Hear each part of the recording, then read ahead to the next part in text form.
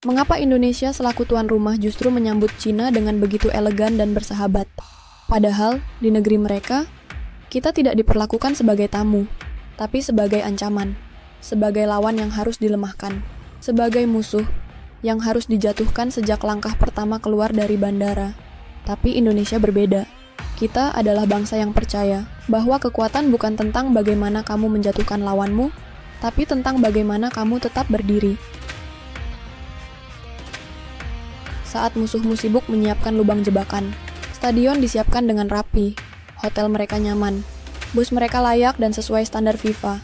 Bahkan udara Jakarta seakan menghangat, menyambut kedatangan mereka dengan senyum yang tak bisa mereka balas. Tapi jangan salah, di balik senyum itu ada tekad baja. Di balik kesantunan itu ada dendam yang tak terucap. Dan inilah kisahnya, tentang bagaimana kita dipermalukan sebagai tamu, tapi membalasnya sebagai tuan rumah yang lebih dari sekadar baik. Saat Indonesia bertandang ke Cina, kita disambut bukan sebagai sahabat sesama peserta, tapi sebagai ancaman yang harus dihancurkan sebelum bertanding.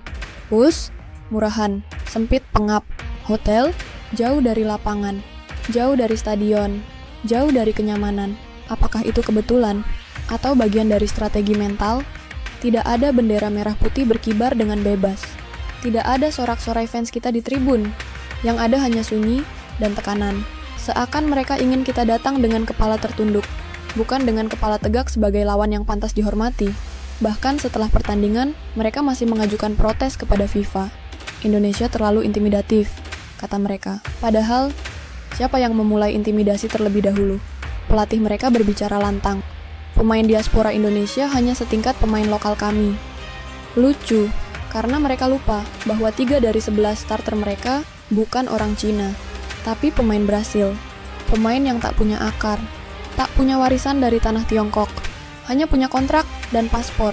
Maka timbul pertanyaan, siapa sebenarnya yang takut? Siapa yang menggigil?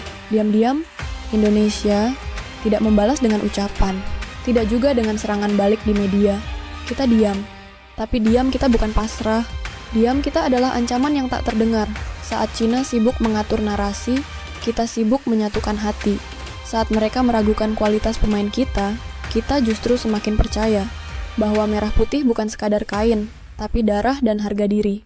Reaksi kita sunyi, tapi mematikan.